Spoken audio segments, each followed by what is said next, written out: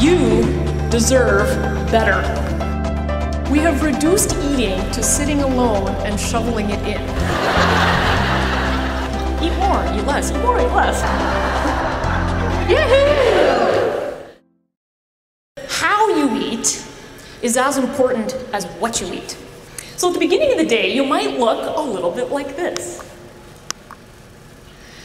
You're clinging on for dear life, thinking, oh man, I can't make it. I don't know if I'm ready for this day. And at the end of the day, you might look a little bit like this.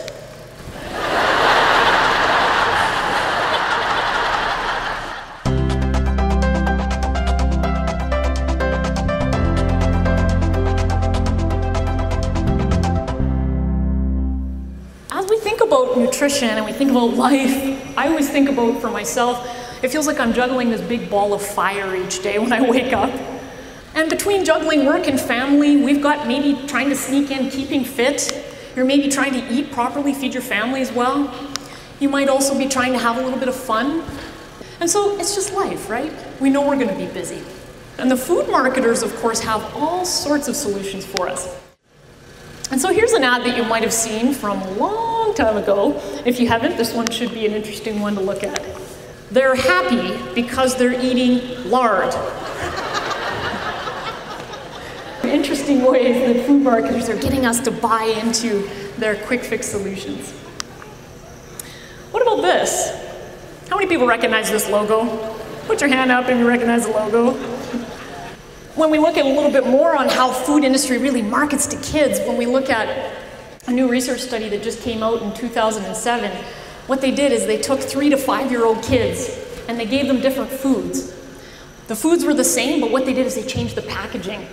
And so they gave kids French fries, and they put half of the French fries in McDonald's packaging and half of the French fries in just a plain packaging. And here's what they found. Kids ranked them 6 times tastier when they were in the McDonald's package. And here's the really interesting thing. When kids ranked carrots and milk with McDonald's packaging or plain packaging, the kids ranked the carrots and the milk as being tastier.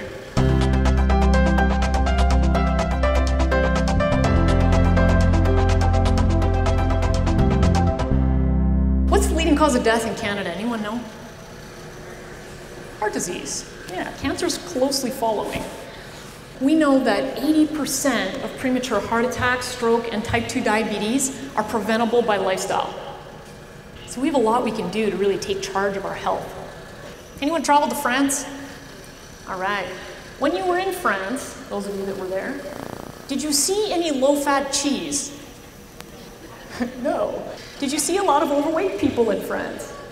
No.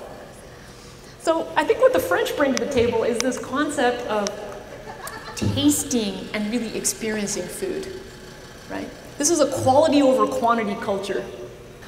So 2 years ago, I went on a ski trip with my husband. We love the mountains and the outdoors.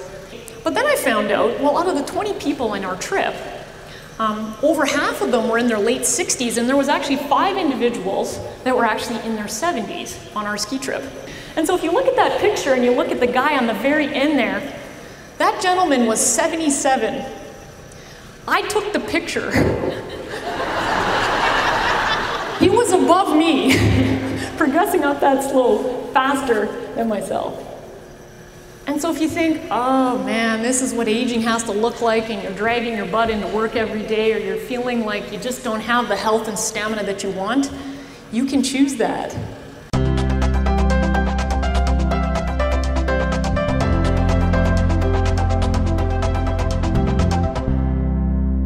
And so here's what I think eating has to become, is it needs to become a non-negotiable. Because often the first thing to go as soon as we get busy is eating well and exercise. The 2 probably most important things in terms of coping with stress and keeping ourselves healthy and resilient. I do some writing for CBC National News Online. I write a monthly column. And one of my tips said, ditch the cooking channel. And the purpose of why I say ditch the cooking channel and get over gourmet is that I think it intimidates most of us. A good solid meal doesn't have to take you more than 20 minutes to cook.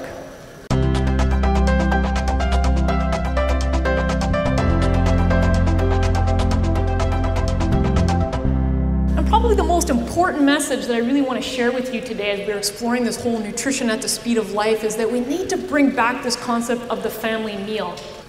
If your family has 3, 4, or 5 meals per week together, your kid is 50% less likely to abuse alcohol and drugs. Because you're modeling good habits. You're modeling what normal eating looks like. We also see that if your family is eating together, you have decreased prevalence of being overweight, and your kids growing up overweight, and also decreased risk of things like eating disorders, anorexia, bulimia, and unhealthy weight control practices that are so prevalent that I see day to day in my practice as a dietitian, right? Because you're modeling good habits. You're modeling what normal eating looks like.